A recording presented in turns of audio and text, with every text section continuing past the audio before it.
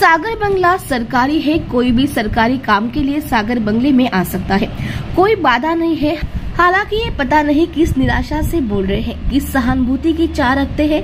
उप मुख्यमंत्री देवेंद्र फडणवीस ने आलोचना करते हुए कहा कि वह भी जानते हैं कि उन्होंने जो कहा है वह बेबुनियाद और पूरी तरह से झूठ है। उन्होंने कहा, मैंने मराठा समुदाय के लिए क्या किया। रथ यात्रा अन्ना साहेब पाटिल ने प्रारंभ की। हाई कोर्ट और सुप्रीम कोर्ट में भी मराठा आरक्षण को बरकरार रखा गया। इसलिए मैं यह नहीं कह रहा हूँ कि मराठा समुदाय सिर्फ इसलिए विश्वास कर लेगा क्योंकि किसी ने ऐसा कहा। जरांगे वही स्क्रिप्ट क्यों बोल रहे हैं जो अब तक उद्धव ठाकरे और शरद पवार बोल रहे थे। यह प्रश्न पूछा। हमारे पास कुछ अनुमान है, हम उचित समय पर बाहर निकालेंगे। फडणवीस ने कहा कि पुलिस प्रशासन कानून व्यवस्था बनाए रखने के लिए जो भी करना होगा करे।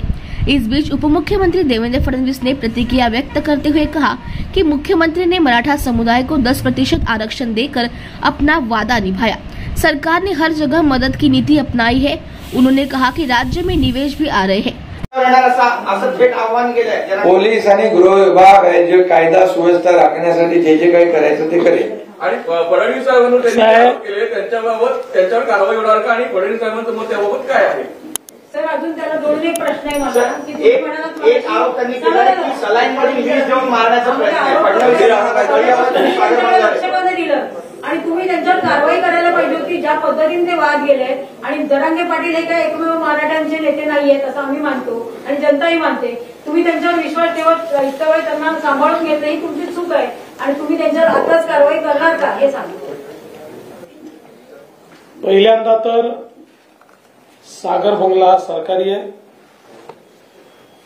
कोणीही सरकारी कामाने कधीही सागर बंगल्यावर येऊ शकतं, कोणाची अडवणूक नाही। दुसरी गोष्ट, जे माननीय मुख्यमंत्र्यांनी या ठिकाणी सांगितलं, कुठल्या निराशेतून ते बोलतायत, कुठली सहानुभूती त्यांना घ्यायची आहे याबद्दल मला कल्पना नाही। ते जे बोलले ते बिनबुडाचं आहे, धादांत खोटं आहे, त्यांना देखील माहिती आहे। मराठा समाजाकरता मी काय केलं मुख्यमंत्र्यांनी आता सांगितलं आणि मराठा समाजालाही माहिती आहे। आज जी सारथी किंवा अण्णासाहेब पाटील आर्थिक विकास महामंडळ मराठा विद्यार्थ्यांना आणि तरुणांना आशेचं स्थान आहे, त्याची सुरुवात मी केली आहे।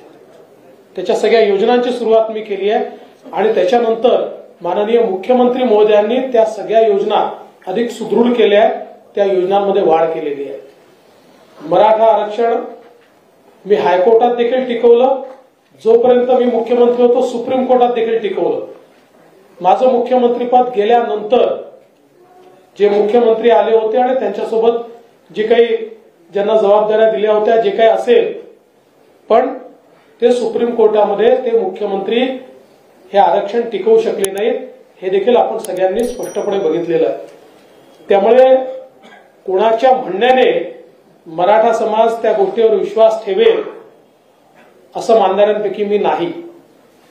पण एक गोष्ट मात्र निश्चित आहे, जी स्क्रिप्ट आतापर्यंत उद्धव ठाकरे बोलत होते, ज्या स्क्रिप्टवर पवार साहेब बोलत होते, नेमक्या तशाच स्क्रिप्टवर तेच विषय जरांगेंनी का मांडावे असा माझ्यासमोर प्रश्न आहे। त्याच्यामुळे याच्या पाठीशी काय आहे काय नाही आहे, मुख्यमंत्री महोदयांनी सांगितलं, त्याची काही कल्पना आमच्याकडे आहे, ती योग्य वेळी बाहेर येईल। तुर्तस एवढंच आहे, कायदा सुव्यवस्था न बिघडवता कोणी आंदोलन केलं तरी आमची हरकत नाही, पण कायदा आणि सुव्यवस्थेचं पालन होणार नसेल तर पोलिसांना योग्य कारवाई ही करावीच लागेल।